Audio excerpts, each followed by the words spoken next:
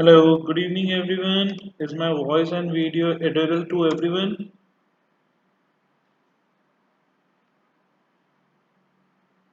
Okay, fine. So guys, last class में जो हमने करा था वो सबको क्लियर है? डिस्ट्रीब्यूटेबल आइटम्स के बारे में हमने लास्ट क्लास में करा था, तो डिस्ट्रीब्यूटेबल आइटम्स सबको क्लियर है बिल्कुल?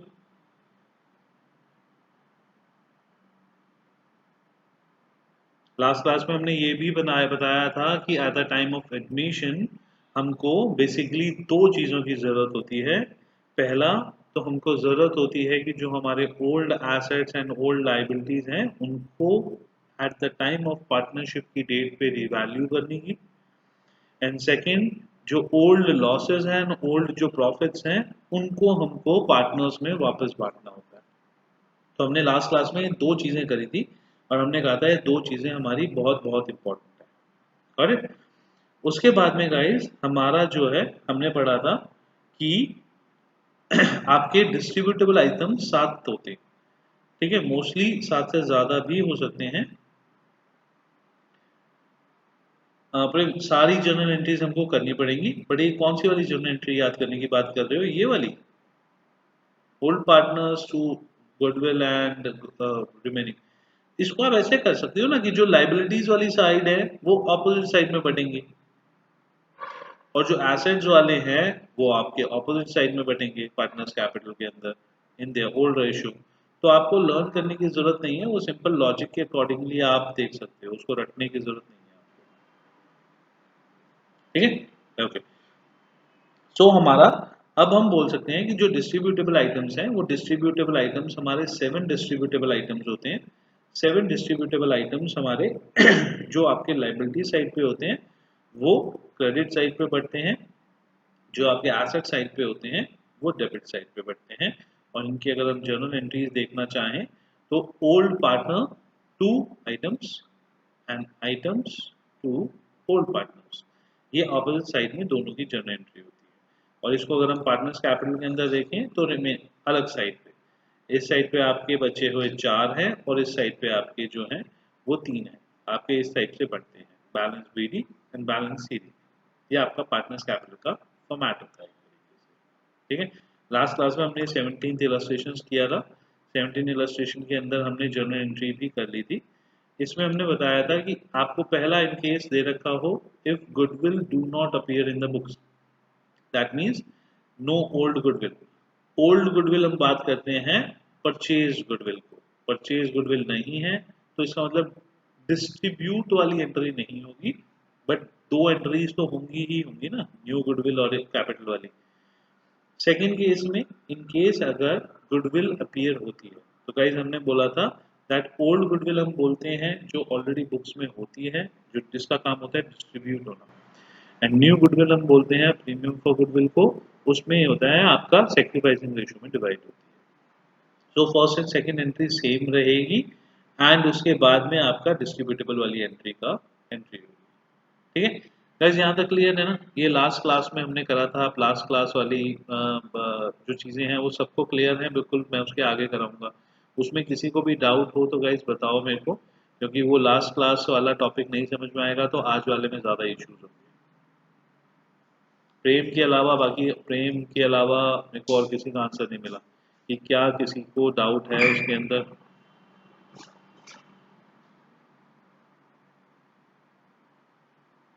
ओके, ठीक है गाइस। सो अब मैं आपको बताता हूँ, हमने देखो दो चीजें करी थी। हमने बोला था कि दो चीजें हैं। पहली चीज हमारी थी कि हमको जो प्रॉफिट्स और लॉसेस थे उनको फ्यूचर्स में नहीं लेके जाना था, तो हमने उनको ओल्ड पार्टनर्स के बीच में बांट लिया। जो सेकंड चीज थी वो सेकंड चीज हमारी थी कि हमको जो पुराने एसेट्स और लाइबिलिटीज ओल्ड वैल्यू में बुक्स में लिखे हुए हैं उनको हमको आज की डेट पे करेक्ट करना है। उसके लिए गाइस हम बनाते हैं रिवैल्यूएशन अकाउंट। ये अकाउंट आपका एडमिशन चैप्टर में भी बनेगा, इसके बाद वाले रिटायरमेंट में भी बनेगा, उसके बाद वाले डेथ में भी बनेगा। 3 चैप्टर्स में, तीनों चैप्टर्स में आपका ये अकाउंट बनेगा। तो थोड़ा ध्यान से इस अकाउंट को समझना। हमने बोला रिवैल्यूएशन अकाउंट बनाने का हमारा मेन पर्पस होता है कि जो पास्ट की वैल्यूज पे एसेट्स और लाइबिलिटीज लिखे हैं उनको करंट वैल्यूज पे जिस टाइम पे एडमिशन हो रहा है उस टाइम पे लाना। To calculate the value of the assets and liabilities previous and assets and liabilities on the current date, ये हमारा रिवैल्यूएशन का मेन पर्पस है। ठीक है, इसका आपका नॉर्मल फॉर्मेट होता है पर्टिकुलर अमाउंट पर्टिकुलर अमाउंट। ठीक है, इसमें हमारे पास एसेट्स और लाइबिलिटीज दो चीजें हैं। अगर एसेट मेरे पास 20 रुपए का था और एसेट मेरे पास अब 30 रुपए का हो गया, तो गाइस एसेट की वैल्यूज कितने से बढ़ी?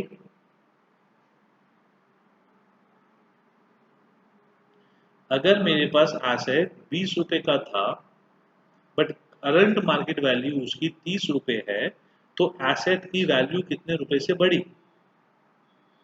10 रुपए से बढ़ी। तो बेसिकली दैट्स मेरे को 10 रुपए का प्रॉफिट हो गया।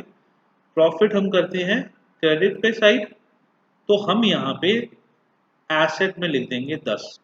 तो whenever there is a increase in the value of the asset, वो हम सारे assets increased value only, difference amount actually जो 20 रुपए बुक्स में लिखा हुआ है वो वहीं लिखा रहेगा, बट जितनी वैल्यू से प्रॉफिट हुआ है उतनी वैल्यू को लेके हम यहाँ पे क्रेडिट साइड पे डाल देंगे।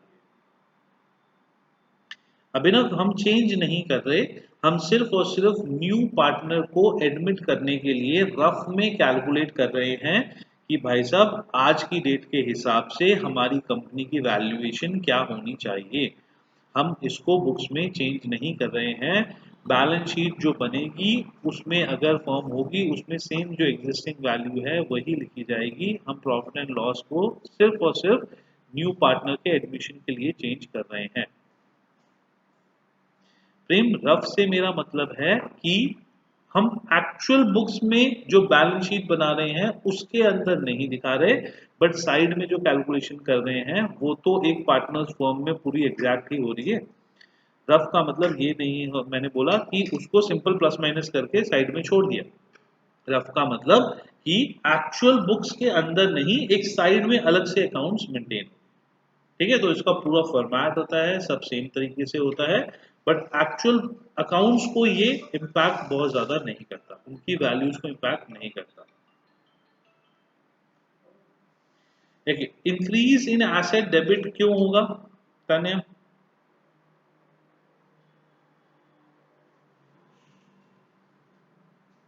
Why increase in asset is debited?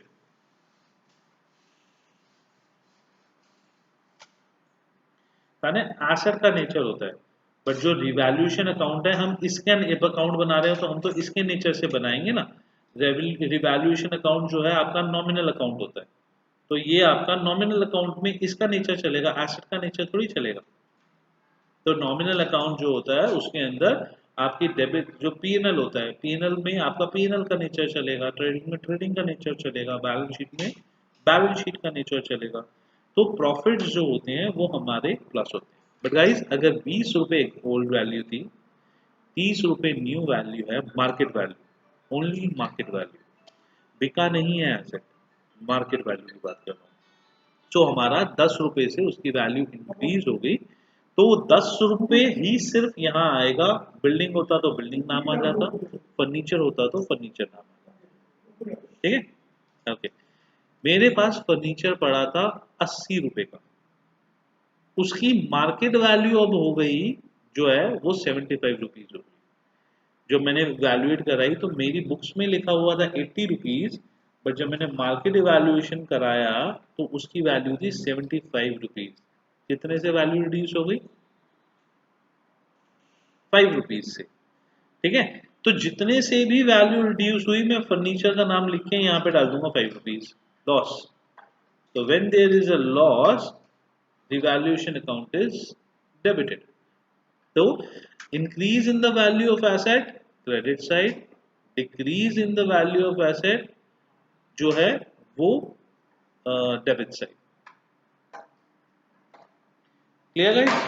यहां तक क्लियर है कि आपका इंक्रीज इन द वैल्यू से प्रॉफिट हो रहा है और डिक्रीज इन द वैल्यू से आपका लॉस हो रहा है। सिर्फ और सिर्फ जितनी वैल्यू से प्रॉफिट या लॉस हुआ सिर्फ और सिर्फ उतनी वैल्यू की ही हम यहाँ पे बात कर रहे हैं, न्यू वैल्यू या ओल्ड वैल्यू नहीं लिखी। ठीक है, ओके। एक और चीज, मुझे मोहन को 30 रुपीज देने थे, अब मेरी मोहन से कोई बात हुई और मुझे मोहन को सिर्फ 38 रुपीज देने हैं। अभी दिए नहीं है, देने हैं फ्यूचर में, बट पहले 40 देने थे और मोहन से अब बात हुई, अब मुझे उसको 38 देने हैं। तो मेरी लाइबिलिटी डिक्रीज हुई या इंक्रीज हुई? लाइबिलिटी डिक्रीज हुई। इससे मुझे प्रॉफिट हुआ या लॉस हुआ? प्रॉफिट हुआ। तो प्रॉफिट इज क्रेडिटेड। तो जब भी लायबिलिटी डिक्रीज होती है हमें प्रॉफिट होता है, तो ये प्रॉफिट हमारा यहां पे आ जाता है क्रेडिट साइड। अब सोचो मेरे को राम को 45 रुपीज देने थे, बट किसी वजह से जब राम से दोबारा बात हुई तो राम ने कहा जी आपको 45 नहीं 46 रुपीज देने।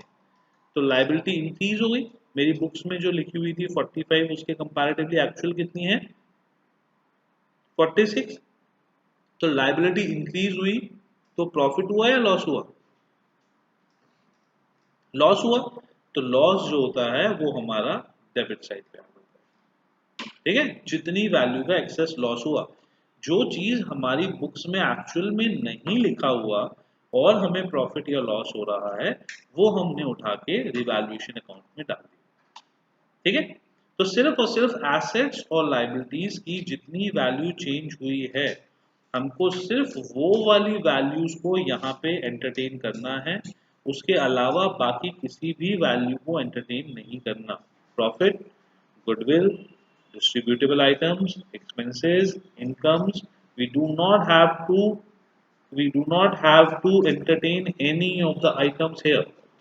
इसका मेन पर्पस है जो चीज हमारी बुक्स में ओल्ड लिखी हुई थी, वो वाली चीज अब हमारी बुक्स में आज की वैल्यू के हिसाब से इवैल्यूएट हो गई, just for the purpose of admission, और उसके अलावा कोई भी इसका रोल नहीं है। Is it clear guys? Clear यहाँ तक गाइस? Okay fine. अब देखो हमको प्रॉफिट कितना हुआ। वो कहते हैं जी हमको 12 रुपए का तो प्रॉफिट हुआ, और लॉस कितने का हुआ? एक्चुअली में लॉस हुआ हमको 6 रुपए का। तो एक्चुअली में अगर मैं देखूं तो रिवैल्यूएशन प्रॉफिट कितने का बचा? 7 रुपए का। ओल्ड रेशो मान लेते हैं अभी 4:3, तो 4:3 में डिवाइड हो गया। सो आपको यहाँ पे रिवैल्यूएशन प्रॉफिट भी आ सकता है, आपको रिवैल्यूएशन लॉस भी आ सकता है। 6 और 6 12, ये सॉरी 6 और 6 12 होगा, तो आपका 6 रुपीज का हुआ, और ये आपका 3 और 3 में बट गया। ठीक है, सो गाइज यहाँ पे सिंपल सा logic is that for the evaluation of profit और loss, to evaluate the value of the assets and liabilities for the current date, हम रिवैल्यूएशन अकाउंट बनाते हैं, और लास्ट में इसमें जो एग्जिस्टिंग प्रॉफिट लॉस है उसके कंपैरेटिवली या तो प्रॉफिट निकल आएगा या ही लॉस निकल आएगा। ठीक है, ये 2 मार्क्स का आपका रिवैल्यूएशन अकाउंट होता है, इंडिविजुअल नहीं आएगा। जो आगे के फुल फ्लेज क्वेश्चंस हैं उसका इनिशियल पार्ट होगा, तो सबसे पहले हमको रिवैल्यूएशन अकाउंट ही बनाना पड़ता है किसी क्वेश्चन के लिए। ठीक है, तो सिंपल ये आगे चला जाएगा, ये पार्टनर्स कैपिटल अकाउंट में चला जाएगा, बट अभी के लिए हम रिवैल्यूएशन अकाउंट पढ़ रहे हैं। इसके बाद पार्टनर्स कैपिटल अकाउंट पढ़ेंगे तो उसमें इसका इम्पैक्ट दिखाएंगे कि इसका इम्पैक्ट कितना होता है। ठीक है, ओके। तो गाइज देखो, अभी हम कुछ एंट्रीज यहाँ पे कर रहे हैं, उसमें देखते हैं हम कि क्या क्या इसका इम्पैक्ट होगा। सो इसमें गाइज पहली हमारी एंट्री है अनरिकॉर्डेड इन्वेस्टमेंट्स वर्थ 5000। हमारा इन्वेस्टमेंट्स हैं जो 5000 रुपीज से रिकॉर्ड ही नहीं हो रखी बुक्स के अंदर। हमारे पास हैं इन्वेस्टमेंट्स, बट हमारी बुक्स में रिकॉर्ड नहीं हो रखी, तो it leads to increase in assets और decrease in assets. Increase in assets increase in assets किस साइड पे जाता है? Credit side. Increase in assets आपका क्रेडिट साइड पे जाता है। तो देखो मैंने आपकी दो चीजों को कंबाइंड करके यहाँ पे बना रखा है। आपका इतना हाफ पोर्शन जो है वो आपका रिवैल्यूएशन अकाउंट है एंड उसके साथ में आपका यहाँ पे जर्नल एंट्रीज भी दे रखी है। ठीक है, तो देखो ये हमने क्रेडिट साइड पे डाला 5000 रुपीज एंड उसके बाद बैलेंसिंग फिगर जो है वो निकल आएगी आपकी। और अगर इसकी जर्नल एंट्री करेंगे तो जर्नल एंट्री बन जाएगी आपकी investment account debit to revaluation account 5000 rupees. ठीक है, क्लियर गाइस ये?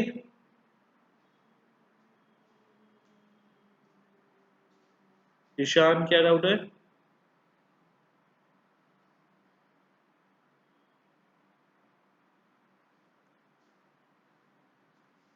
ईशान डाउट क्या है आपको?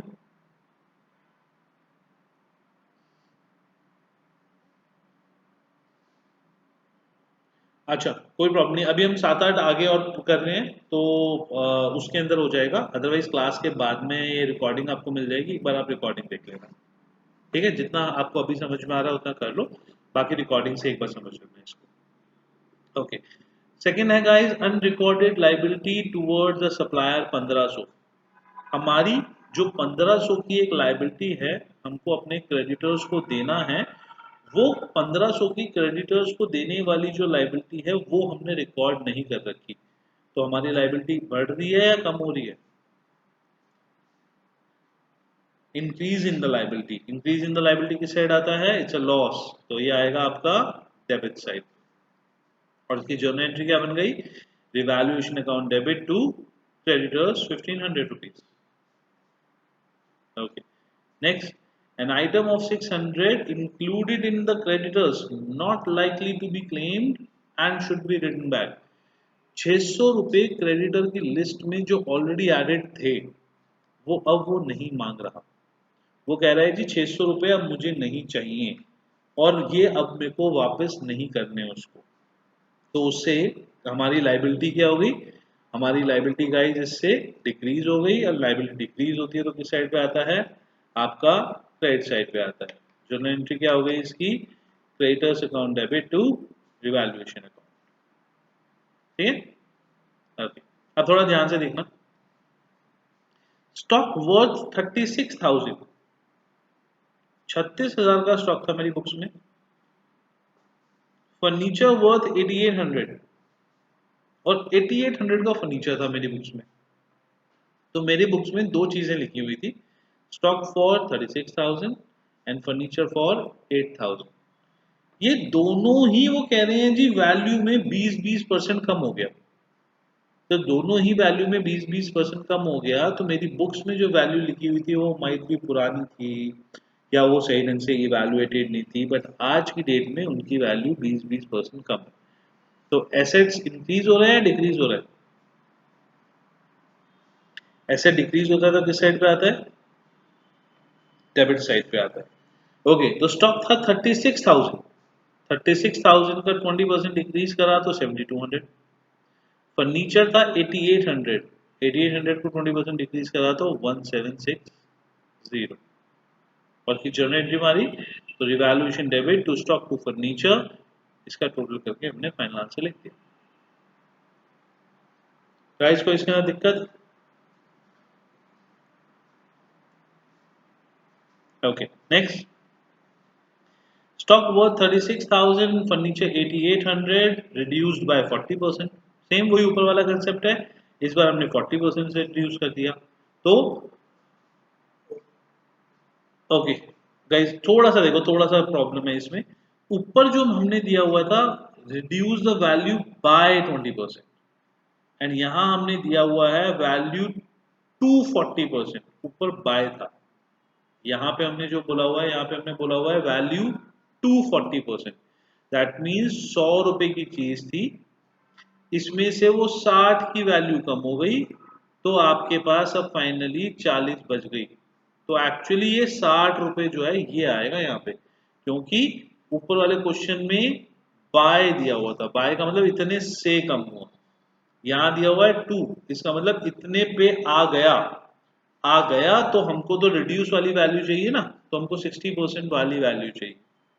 तो 36,000 का 60% इज 21,600 एंड 8800 का 60% इज 5250। ये टू और बाय का लॉजिक क्लियर है बच्चों? कि बाय का मतलब हुआ, ये बहुत ध्यान से पढ़ना है, बाय का मतलब हुआ कि आपको तान्या को क्लियर नहीं है। क्यों तान्या, क्या डाउट है?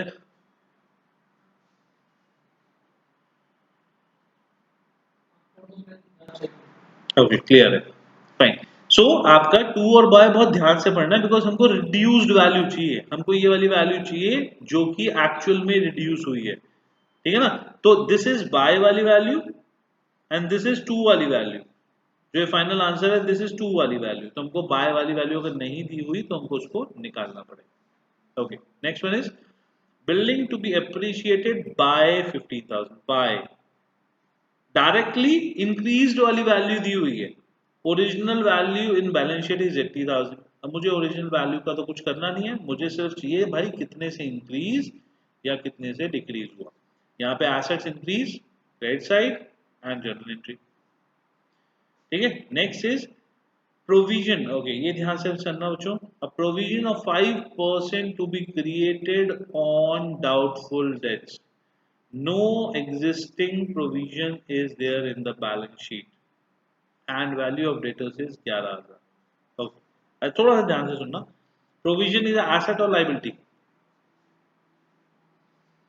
Provision is an asset or liability? Liability. We don't have any provision in the books. That means old value of the provision is zero.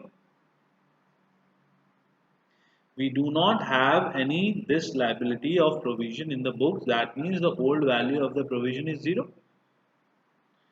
Now the new value of the provision is 5%. So 5% of 11,000 is 550. Old liability is 0, new liability 550, increase in the liability, debit side. So revaluation to provision for debt, doubtful debts is 550. Quite easy guys.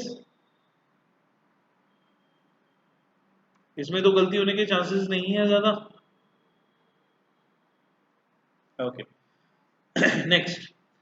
A provision for 5% on doubtful debt is to be created. Existing provision is 300.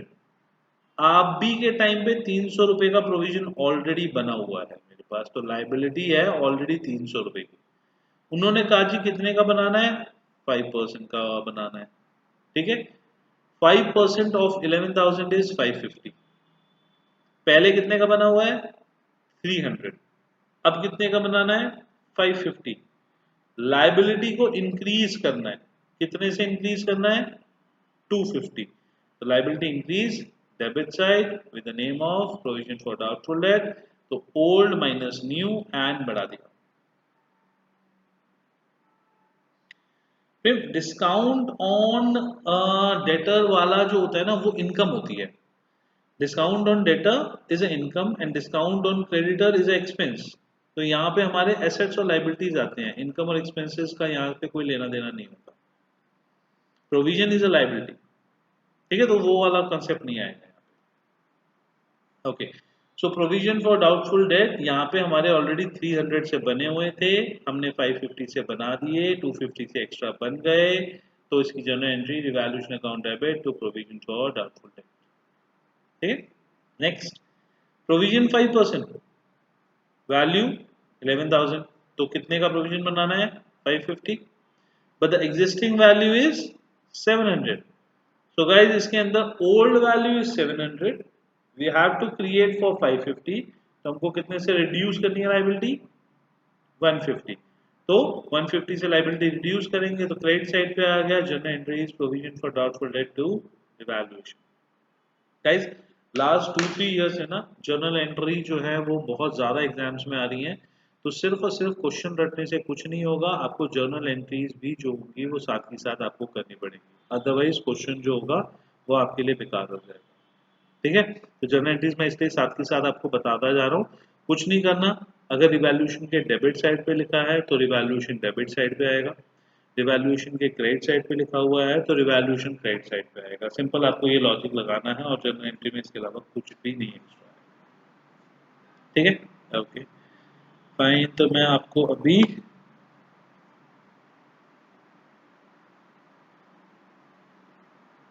कहाँ पे debit में लिखा है, credit में तो लिखा है, ये क्रेडिट तो है, provision to revaluation.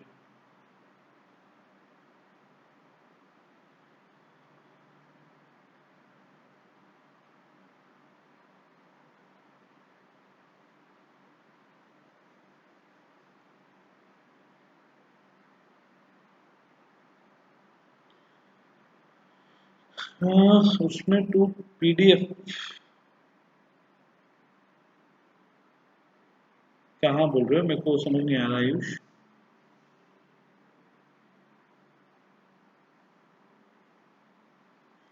Credit side जो है,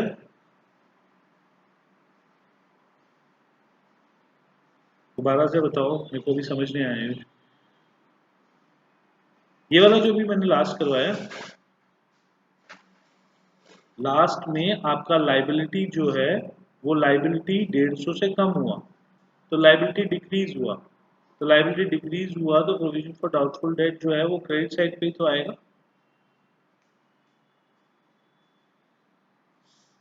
700 बना हुआ था। अच्छा सॉरी, ये टू और बाय, अच्छा अच्छा सॉरी, वो गलती से लिखा रह गया होगा। ये टू और बाय जो है ये कंपलसरी नहीं है, ये आप छोड़ भी दोगे तो एग्जाम में इसके नंबर नहीं कटते हैं। मैं काटूंगा नंबर बट बोर्ड्स में नहीं कटते इसके नंबर। बट हाँ, यहाँ पे बाय आएगा, यहाँ पे टू नहीं आएगा। Okay, got it, fine. तो मैं आपको एक दो क्वेश्चंस अभी करने के लिए दे रहा हूँ, मेरे को आपको क्वेश्चंस करके दिखाओ प्लीज।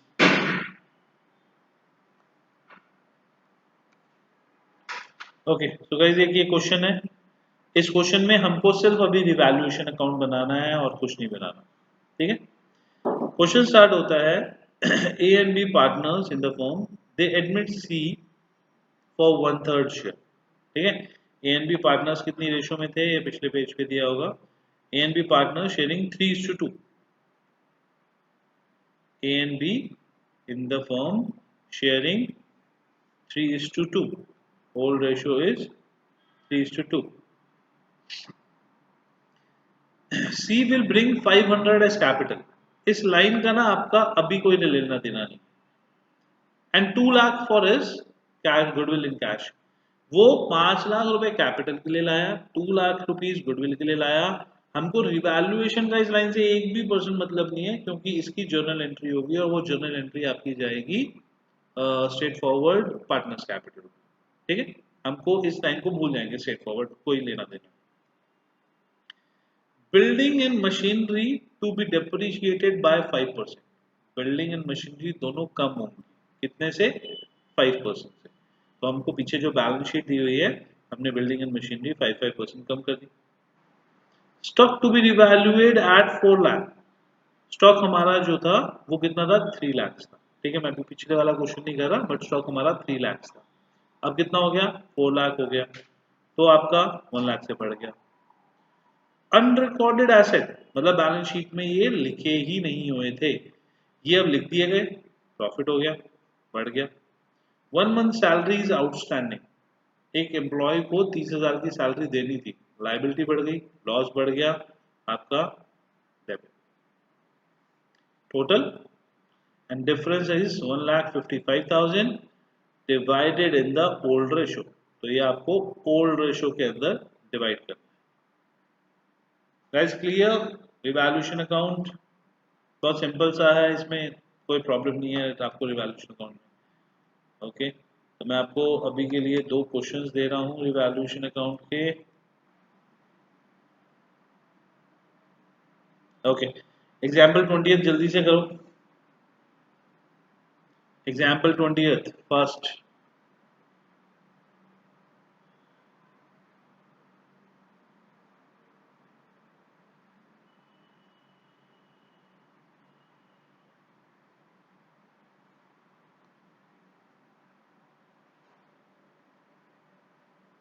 एग्जाम्पल 20th,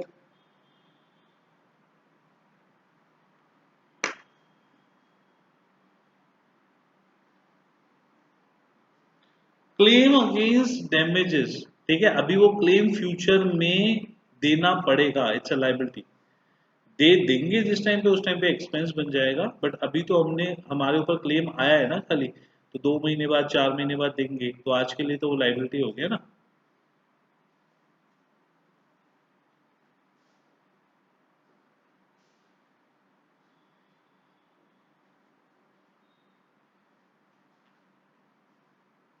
फास्ट जल्दी करो गाइस। ये जो फर्स्ट लाइन होती है ना कैपिटल और गुडविल वाली, ये वाली का इसमें अभी कोई लेना देना नहीं होता, तो इसको सीधा रिवैल्यूएशन के लिए स्किप करा करो।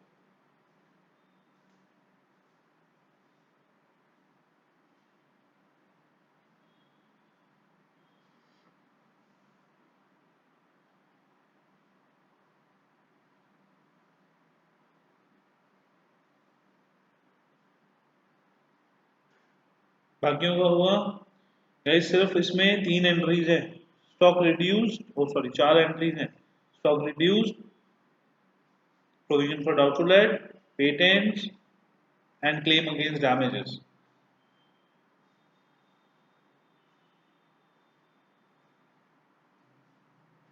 बाकी लोग जल्दी करो गाइस, इतना टाइम मत दो। क्लेम वाला नहीं आया, ओके। इसमें देखो क्या है, claim is a liability. Liability जो पहले नहीं थी अब बन गई, तो लायबिलिटी इज इंक्रीज होने पे उसका डेबिट होता है। Claim for damages is a liability, जो पहले जीरो थी अब हो गई है, तो पहले जो है वो जीरो के हिसाब से अब हो गई है, तो उसका जो है इंक्रीज हो जाएगा आपका।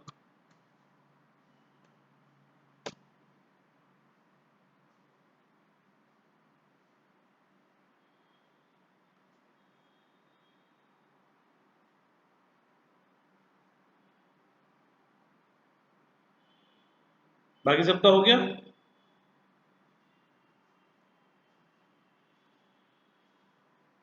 ओके, ये लगा लो गाइस। First 21, example 21। ईशान जल्दी करो, सिंपल 4 एंट्रीज हैं, मेरे को डेबिट क्रेडिट साइड डालना है, बहुत ज़्यादा टाइम नहीं लगना चाहिए। तो ना क्लेम का मतलब हुआ कि आपका एक लाइबिलिटी थी जो पहले नहीं थी, अब वो लाइबिलिटी बन गई।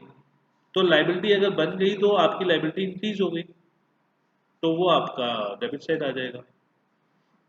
ईशान मैं समझाता हूँ, चलो देखो एक बार दोबारा से समझो जब तक बाकी बच्चे एग्जाम्पल 21 कर रहे हैं। अब जैसे एग्जाम्पल 21 है, हमको सिर्फ 2 लॉजिक इसमें याद रखने।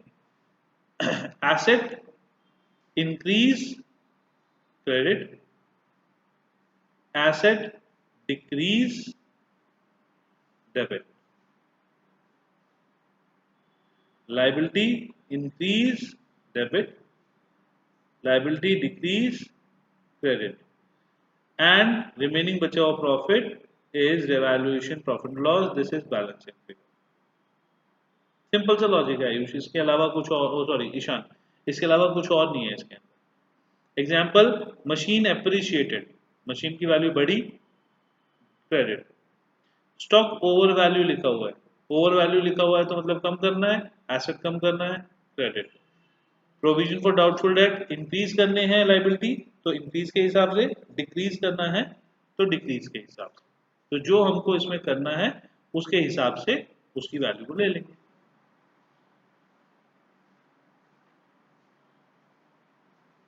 ठीक है गाइस, हुआ है सबका।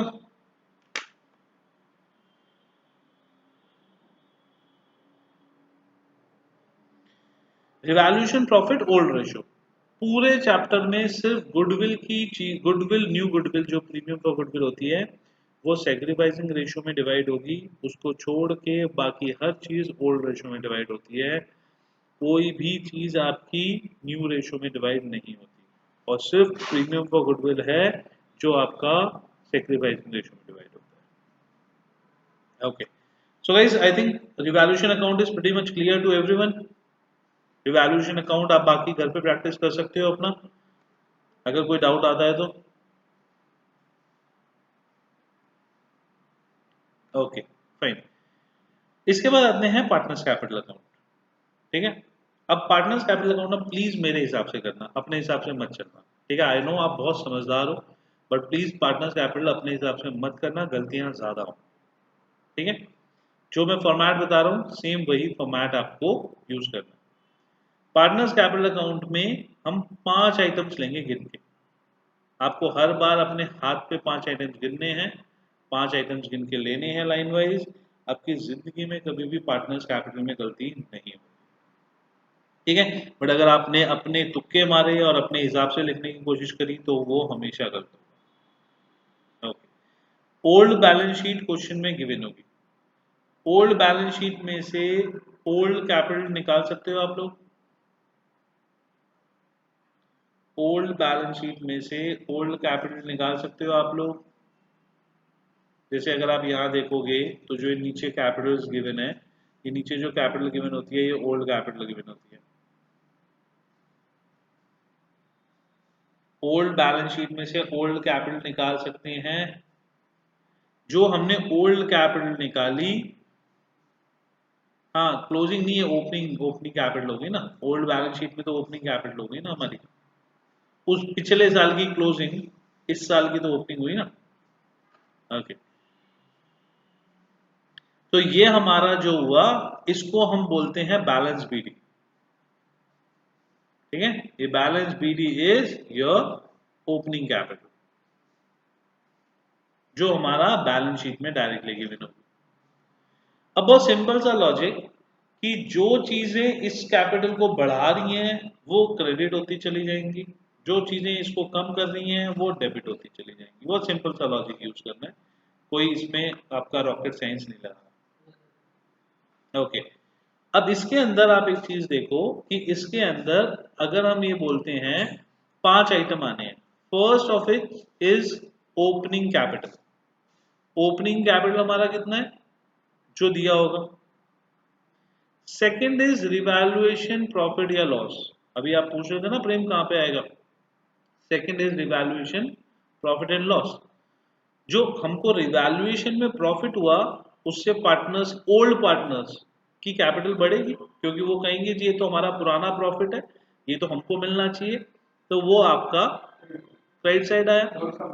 और अगर जो है आपका, एक मिनट थोड़ा धीरे बोलिए, अगर आप जो है आपका उसमें लॉस हुआ तो लॉस जो हो गया उससे उनका कैपिटल कम हो गया, तो ये आपका डेबिट साइड पे आया।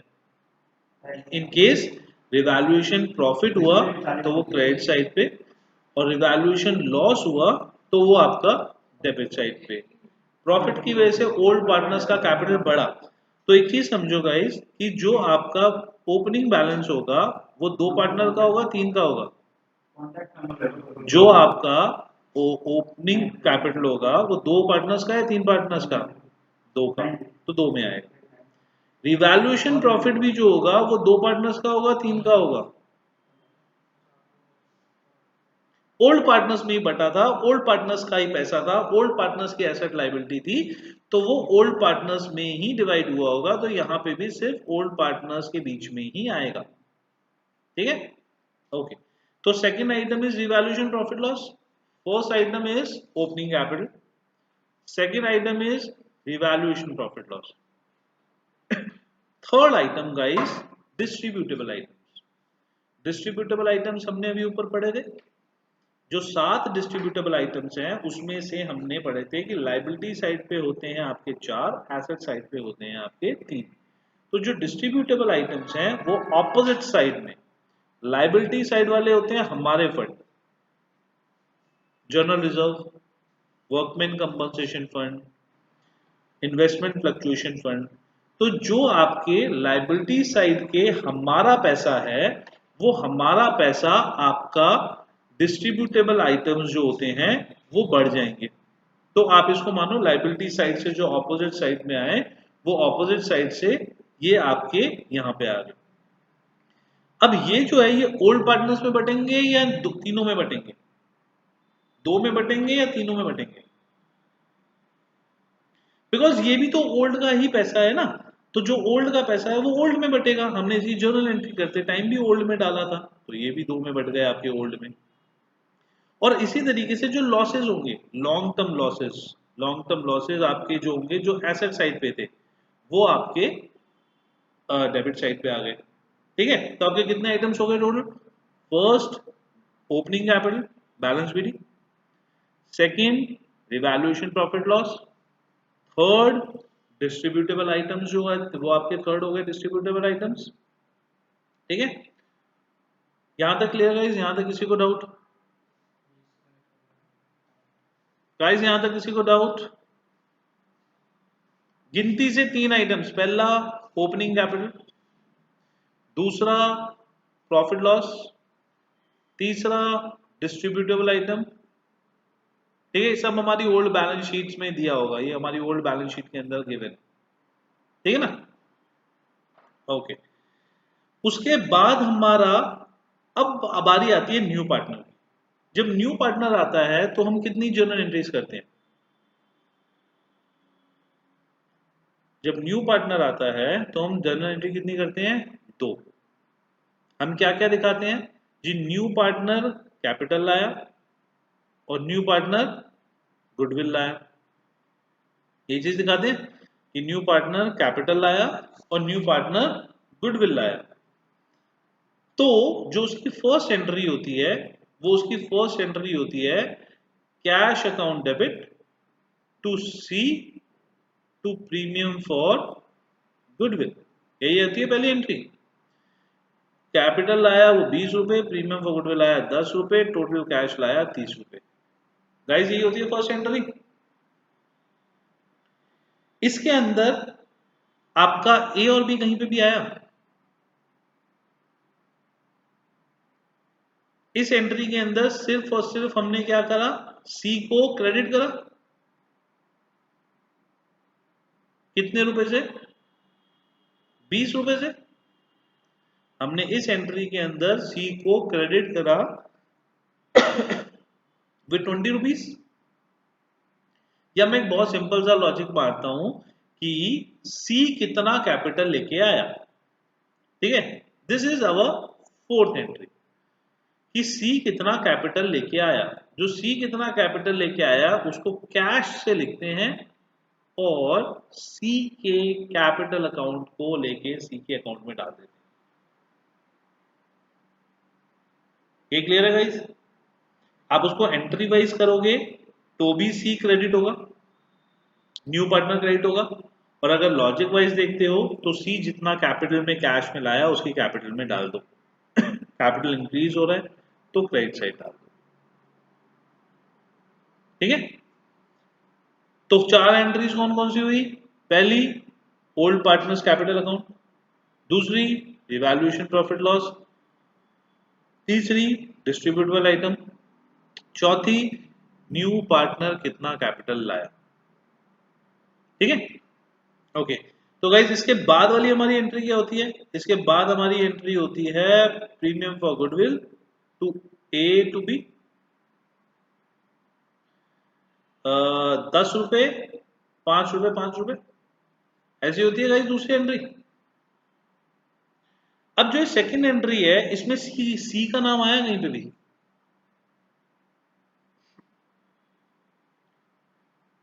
तो इस एंट्री का मतलब हुआ ए और बी को क्रेडिट करना है। ए और बी को क्रेडिट करना है with the name of premium for goodwill. तो हमने फिफ्थ एंट्री करी कि आपका ए और बी को क्रेडिट करना है इन देयर सेक्रीफाइसिंग रेशो। पूरे क्वेश्चन में सिर्फ और सिर्फ एक ये एंट्री है जो सेक्रीफाइसिंग रेशो में हुई। इस एंट्री को छोड़ के बाकी सारी एंट्रीज ओल्ड रेशो में होती हैं। सिर्फ एक ये एंट्री है जो आपका सेक्रीफाइसिंग रेशो में होती है, और इसमें भी सी का कोई लेना देना नहीं होता बिकॉज जो गुडविल का पैसा होता है वो गुडविल का पैसा ए और बी का है, उसमें सी बीच में इंक्लूडेड नहीं है। ठीक है, तो यहाँ पे 5-5 रुपए या जो भी उनका कैपिटल का पैसा था वो आ गया। यहाँ तक किसी को दिक्कत है गाइस इसमें?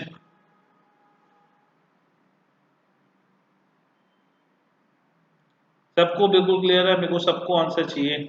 मैं आपका पोल बना रहा हूँ, प्लीज मेरे को एक बार बताना किस किस को दिक्कत है।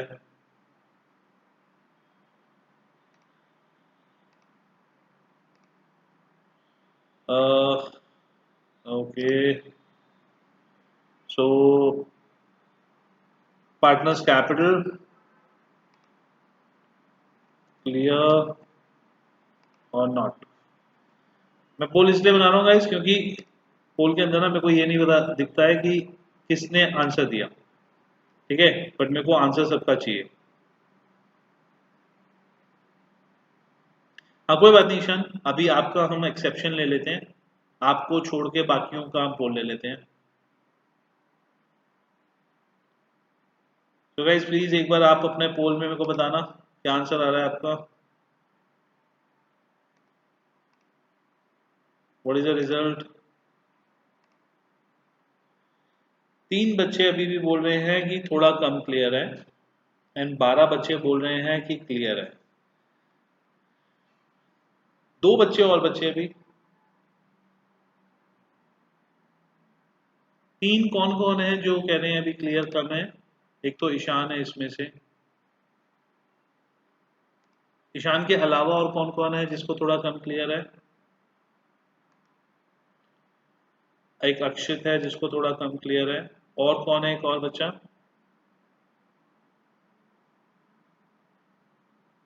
एक और बच्चे ने अभी बोला थोड़ा कम क्लियर है।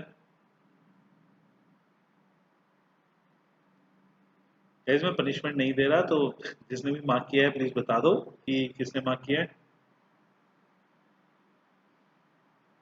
ओके कोई नहीं निशान, एक बार आप वीडियो देखना, अक्षित आप भी एक बार दोबारा से रिपीट वीडियो देखना, ठीक है, अभी हम 3-4 क्लासेस तक यही करेंगे, फिर भी कोई डाउट बचता है तो हम उसको इंडिविजुअली ले लेंगे, ठीक है।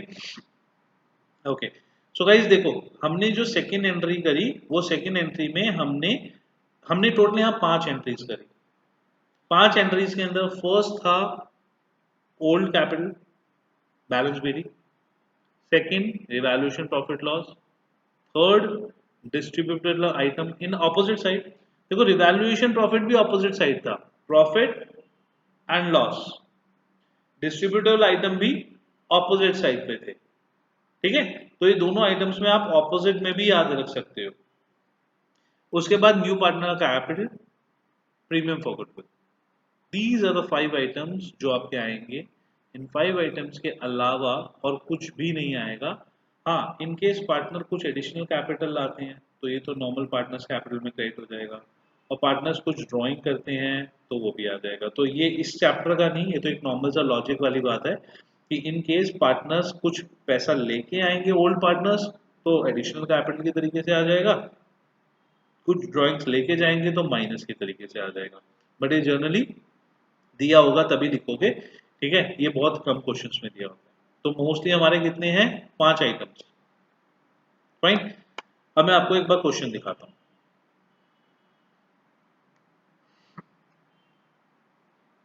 ओके सो मैं आपका ले रहा हूँ नेक्स्ट क्वेश्चन ले रहा हूँ जो एक ही पेज पे है। हाँ सो यहाँ देखते हैं गाइस, हमने बैलेंस बीडी, सबसे पहली चीज हमको लेनी है बैलेंस बीडी। ये बैलेंस बीडी कितना है? 40,000 एंड 35,000। तो बैलेंस बीडी जो हमारा आया पहली चीज 40,000 35,000 आया। सेकंड रिवैल्यूएशन प्रॉफिट, रिवैल्यूएशन इसमें लॉस है तो ये किस साइड जाएगा? Revaluation loss opposite side, opposite side गया तो ये आपका डेबिट साइड पे आया, but between old partners only, ठीक है।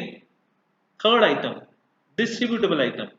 अब डिस्ट्रीब्यूटेबल आइटम ना हम ढूंढते हैं आपका ओल्ड बैलेंस शीट में, ये बैलेंस शीट में ही हमेशा गिवन होते हैं। General reserve is a distributable item, और डेबिट साइड पे कोई भी नहीं। तो पूरे क्वेश्चन में सिर्फ एक जनरल रिजर्व है जो डिस्ट्रीब्यूटेबल आइटम है, बाकी और कोई डिस्ट्रीब्यूटेबल आइटम नहीं दिया हुआ। ये भी किस साइड बचेगा? ऑपोजिट साइड, ठीक है। तो कितना है? 18,000। ओल्ड रेशो कितनी है? आपका ओल्ड रेशो है 3:2, तो ओल्ड रेशो में ये आपका बढ़ जाता है। तो 18,000 को 3:2 में हम बांटेंगे तो ये आपका आया 10,800 एंड 7,200। क्लियर? ओके इसके बाद अब आती है हमारी ये फर्स्ट लाइन, जो फर्स्ट लाइन थी ये, जिसको हमने पहले बोला था कि छोड़ दो, रिवैल्यूएशन में कोई काम की नहीं है, वो यहाँ पे काम की है। इसमें गुडविल और कैपिटल के बारे में दिया होता है। सो गाइज, बैलेंस बीडी मिलता है होल्ड बैलेंस शीट से, रिवैल्यूएशन प्रॉफिट लॉस मिलता है रिवैल्यूएशन अकाउंट से, डिस्ट्रीब्यूटेबल आइटम ये हमेशा मिलेंगे आपको ओल्ड बैलेंस शीट से, and premium and capital, goodwill and capital की एंट्री ये आपको मिलती है ये वाली एंट्री से, एडजस्टमेंट में गिवन होगी, एडजस्टमेंट में फर्स्ट या सेकंड कोई एंट्री गिवन होगी उससे मिल जाएगी।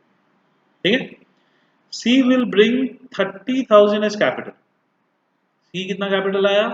30,000। 30,000 अगर कैपिटल आया तो हमने यहाँ पे बैंक का नाम डाला और सी के अकाउंट में 30,000 रुपए डाल दिए, straight forward. Goodwill of the firm was valued at 50,000। Firm की अगर गुडविल 50,000 है तो जो नया पार्टनर आ रहा है उसका शेयर कितना है? 1/5।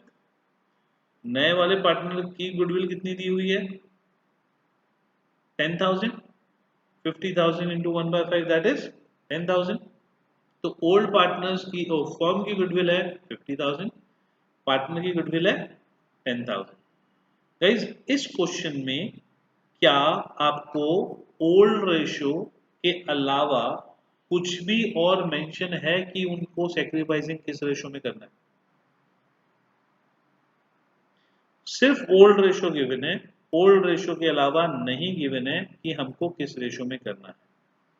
इस केस के अंदर हमारा ओल्ड रेशो ही सैक्रिफाइसिंग रेशो के बराबर होती है। ठीक है, सो हमारा सैक्रिफाइसिंग रेशो इसमें कितना है? 3:2। तो 10,000 को हमने किस में डिवाइड करा? 3:2 में। So by premium for goodwill that is 6,000 and 4,000। 10,000 को हमने डिवाइड कर दिया। पांचों पॉइंट्स क्लियर है guys? Balance BD, distributable items, revaluation profit loss, capital and premium for goodwill in their sacrificing ratio. Cash in hand जो है वो cash in hand किसका cash in hand? New partner का cash in hand या old partners का? Tanya, old partners का cash in hand. जो cash in hand जो होता है वो फर्म का पैसा है ना, फर्म के पास कैश इन हैंड है, पार्टनर का थोड़ी पैसा है, पार्टनर का तो उसका कैपिटल में हो गया। जो पैसा पड़ा है वो तो फर्म का पैसा पड़ा हुआ है ना, पार्टनर को तो उसके बिहाफ पे उसका रिजर्व पड़ा हुआ है, उसका कैपिटल पड़ा हुआ है। हम जब फर्स्ट एंट्री डालते हैं तो डालते हैं कैश टू कैपिटल, तो कैपिटल वाला कंपोनेंट लायबिलिटी साइड में चला गया, कैश वाला कंपोनेंट एसेट साइड में चला गया। मुझे तो कैपिटल से मतलब है ना, पार्टनर्स के लिए जो फॉर्म कैश आया वो फॉर्म में कैपिटल के बिहाफ पे आया, तो मैं कैपिटल और कैश दोनों ही बांट लूंगा तो वो तो डबल इम्पैक्ट हो जाएगा।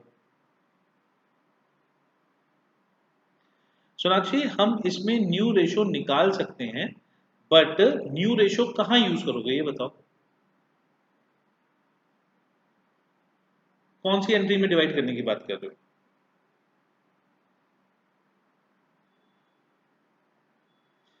अच्छा, आपने शायद वाली क्लास मिस करी हुई है जिसमें हमने बोला था कि अगर आपका सिर्फ और सिर्फ ओल्ड रेशो ही गिवन हो, अगर इसके अलावा कुछ और ना गिवन हो जिसमें हमारा ये फर्स्ट मेथड का क्वेश्चन हो गया, इसमें अगर आप न्यू रेशो निकालते हो और न्यू रेशो निकाल के फिर उसको सेक्रीफाइसिंग रेशो निकालते हो, तो इस केस में sacrificing ratio is equals to old ratio ही होती है।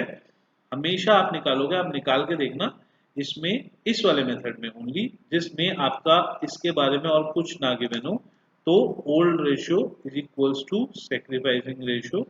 इस क्वेश्चन के अंदर हम हमेशा ये बोलते हैं कि बिना निकाले ही सेक्रीफाइसिंग रेशो में डिवाइड कर दो। हमने ओल्ड रेशो में नहीं डिवाइड करा, हमने सेक्रीफाइसिंग रेशो में ही डिवाइड करा है, but for this question old ratio and sacrificing ratio are one in the same. Clear guys? Okay, last में हमने बैलेंसिंग फिगर निकाला, balance sheet. This is closing capital, जो आपका बैलेंसिंग फिगर है ये आपका एक तरीके से क्लोजिंग कैपिटल हो गया जी, हमारा तीनों पार्टनर्स का लास्ट में क्लोजिंग कैपिटल ये बचा। तो वो बैलेंसिंग अगर आप प्लस माइनस करके तीनों को निकाल दोगे वो आपका बैलेंस सीडी आ गया। और गाइज ये वाला बैलेंस सीडी आपका अब बैलेंस शीट में चला जाता है तीन पार्टनर्स का। तो न्यू बैलेंस शीट जो बनेगी वो तीन पार्टनर्स के बिहाफ पे बनेगी। तो पहले रिवैल्यूएशन अकाउंट बनाते हैं, फिर पार्टनर्स कैपिटल अकाउंट बनाते हैं, फिर बैलेंस शीट बनाते हैं। ठीक है, ओके। एक नेक्स्ट क्वेश्चन है, अब ये वाला क्वेश्चन आप करो। एग्जाम्पल नंबर 21, एग्जाम्पल नंबर 21 ये आप करो। सेम चीज करनी है, 5 आइटम्स गिनने के डालने हैं, 5 के अलावा छठा आइटम कोई भी नहीं आएगा। Balance BD, revaluation profit loss, distributable item, new partner capital and premium for goodwill. हाँ बताओ अभिनव, क्या डाउट था?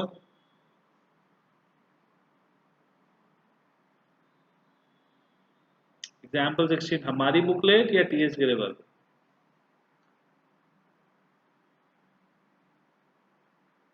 ओके, तो गाइज आप इसकी एक बार फोटो खींच लो क्वेश्चन करने के लिए।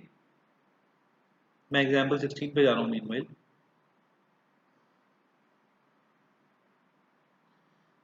आप इसकी एक बार फोटो खींच लो क्वेश्चन करने के लिए। एग्जाम्पल 16।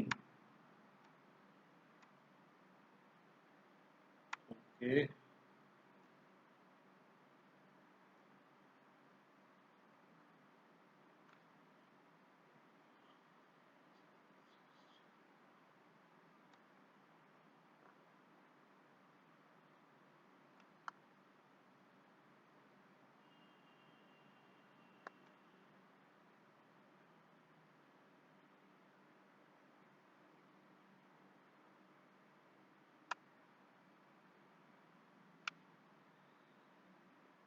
हाँ बताओ मेरे को इसमें।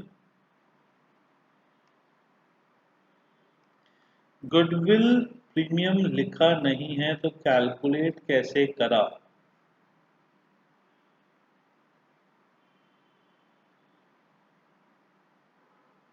She bought 1 lakh as capital and necessary amount of goodwill in cash. ये वाला कंसेप्ट जो है ना, अभी इसको बोलते हैं हिडन गुडविल। ये अभी मैंने आपको करवाया नहीं है, ठीक है, ये भी हम आगे करेंगे। Necessary amount of goodwill in cash बोला है ना, तो इसको हिडन गुडविल बोल के, हिडन गुडविल का क्वेश्चन हो गया ये। यहाँ पे आपको हमने ये देखो कैलकुलेशन ऑफ गुडविल का एक कंसेप्ट बताया हुआ है, ठीक है, वो अभी हमने नहीं कराया। ठीक है, तो एक बार थोड़ा मेन क्वेश्चंस कर लेंगे, उसके बाद में आपको ये हिडन गुडविल का कंसेप्ट बता दूँ। ठीक है ना, ये अभी हमने छोड़ा हुआ है।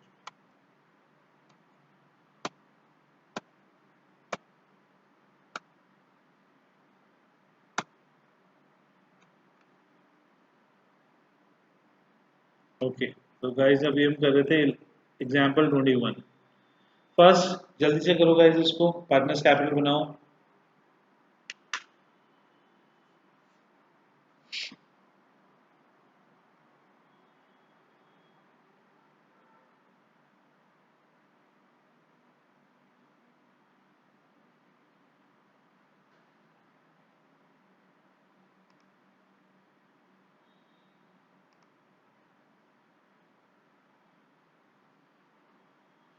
हो गया आप लोगों का?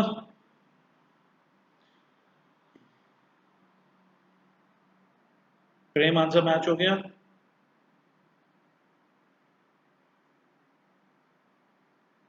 ओके, जिसका हो गया वो अपनी बुकलेट्स हैं आपके पास, तो बुकलेट्स में अगला क्वेश्चन करना चालू करो, सेम इसी कंसेप्ट से होगा।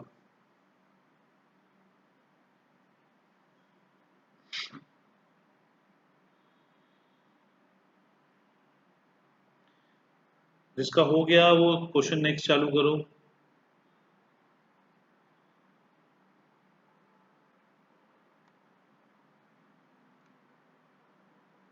आपकी बुक्स हैं आपके पास टीएस गिरेवाल, उसकी इलस्ट्रेशन ट्राई कर सकते हो, उसका क्वेश्चन ट्राई कर सकते हो।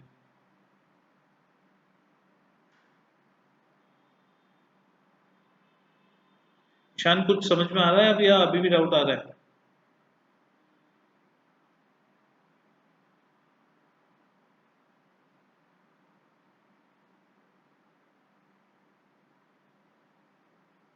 ठीक है। अब एक बार पूरी की पूरी क्लास दोबारा से देखना, ठीक है, उसमें आपको पूरा समझ में आ जाएगा।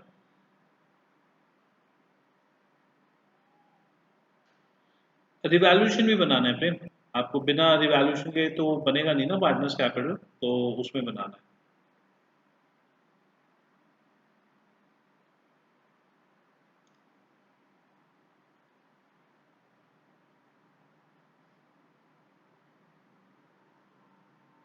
ओके, सो गाइस सबका हो गया ये आपका पार्टनर्स कैपिटल। ओपनिंग कैपिटल जो हमको दिया हुआ है that is 150 150। Profit and loss opposite side transfer 20,000 10,000। Oh sorry sorry sorry, ये तो प्रॉफिट एंड लॉस है जो डिस्ट्रीब्यूटेबल आइटम है। डिस्ट्रीब्यूटेबल आइटम हमको क्वेश्चन में यहाँ पे दिए हुए हैं, देखो पहला distributable item profit and loss, and इस साइड पे गुडविल। दो हमारे डिस्ट्रीब्यूटेबल आइटम हैं, तो हमने दोनों डिवाइड करे in the old ratio. This is old goodwill, इसका न्यू गुडविल के साथ कुछ भी लेना देना नहीं होता। अभिनव इसमें आपका ये पूरा revaluation partners capital and balance sheet तक आएगा पूरा का पूरा। फ्रेम वो WCF का मतलब होता है वर्कमैन कंपनसेशन फंड, ठीक है, वो अभी नेक्स्ट क्लास में हम करेंगे, ठीक है, आज की क्लास में नहीं करेंगे। तो गाइस दो डिस्ट्रीब्यूटेबल आइटम थे, goodwill and profit and loss account. ये हमने ऑपोजिट साइड में डिस्ट्रीब्यूट करे, डिस्ट्रीब्यूटेबल आइटम ऑपोजिट साइड में डिस्ट्रीब्यूट हो गया इन देयर ओल्ड रेशियो। अब पार्टनर जो जो पैसा लाया था कैपिटल के फॉर्म में वो ये रहा, जो प्रीमियम फॉर गुडविल का प्रॉफिट था, वो सॉरी रिवैल्यूएशन का प्रॉफिट था वो ये रहा, और premium for goodwill in their old ratio, not old ratio, basically sacrificing ratio. अब गाइस यहाँ देखो ओल्ड रेशियो कितनी है, एक चीज बहुत ध्यान से सुनो गाइस, ओल्ड रेशियो कितनी है,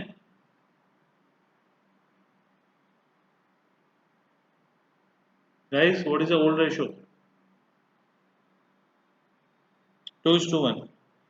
क्वेश्चन में न्यू रेशियो भी गिवन है, हमने बोला था इन केस अगर सिर्फ और सिर्फ ओल्ड रेशियो गिवन होगी तो ही हम इसको ओल्ड रेशियो को सेक्रीफाइसिंग रेशियो मान सकते हैं, बट यहाँ पे तो न्यू रेशियो भी गिवन है, तो हमको सेक्रीफाइसिंग रेशियो निकालनी पड़ेगी, that is old ratio minus new ratio. हम इसमें ओल्ड रेशियो को नहीं मान सकते हैं, अगर हमने ओल्ड रेशियो को माना तो वो गलत हो जाएगा, क्योंकि हम सिर्फ और सिर्फ old ratio is equal to sacrificing ratio एक केस के अंदर मान सकते हैं, in case only and only old ratio is given, तो old ratio is sacrificing ratio. But इस क्वेश्चन में देखो ओल्ड रेशियो क्या है, 2:1, और न्यू रेशियो में भी ओल्ड पार्टनर्स का क्या प्रोपोर्शन है, 2:1। तो गाइस ये ना ये ये बहुत आपको जब एक्सपीरियंस हो जाएगा तब समझ में आएगा, जब आप काफी क्वेश्चंस कर लोगे। तो अगर आपको ये और ये ओल्ड पार्टनर्स की रेशियो बराबर होती है ना, तो भी आपका सेक्रीफाइसिंग रेशियो 2:1 ही आए, ठीक है। बट इस तरीके के क्वेश्चन में रिस्क नहीं लेना, इस तरीके के क्वेश्चन में आपको old ratio minus new ratio करके सेक्रीफाइसिंग रेशियो को निकालना ही निकालना है, उसके बाद आप जो है अ, अ, जो है सेक्रीफाइसिंग रेशियो में बांटो। क्लियर है सबको?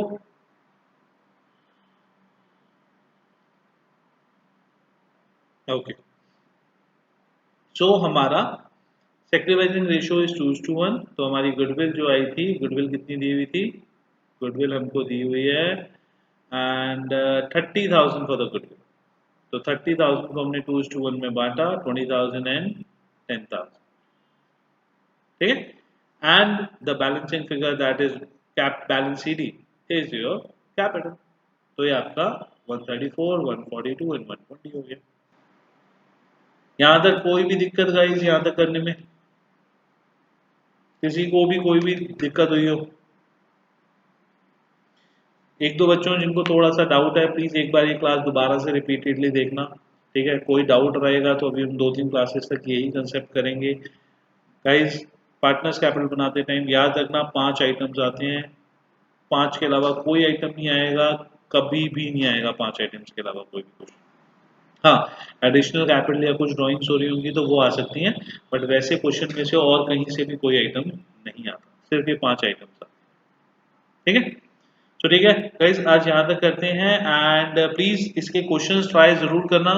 अगर आप 8 से 10 क्वेश्चन इसके ट्राई नहीं घर पे करके रखोगे तो बैलेंस शीट शो करनी है, अगर कहने बहुत सिंपल सी है, अब बना सको तो एक बार बना लेना, वरना मैं नेक्स्ट क्लास में इसको कराऊंगा। हाँ, bank account and balance sheet next class में कराऊंगा। वैसे बहुत सिंपल सी है, आप एक बार पढ़ोगे तो समझ में आ रही है तो कर लेना, छोड़ना मत। ऐसा नहीं करना कि सर आपने नेक्स्ट क्लास में बोला था तो हमने छोड़ ही दी। अगर आप बना सकते हो तो बना लेना। But guys 8 to 10 question at least इसकी ट्राई करके देखना, वरना इसमें जब तक प्रैक्टिस नहीं होगी आपकी एक्यूरेसी नहीं आएगी। एक्यूरेसी प्रैक्टिस के बाद ही आएगी। तो हम डाउट्स वगैरह जो होंगे वो इसके रेगुलर बेसिस पे सॉल्व करेंगे। इंटरेस्टिंग चैप्टर है, लंबा क्वेश्चन होता है। 22nd क्वेश्चन तो अजीब सा है। 22nd क्वेश्चन क्या है?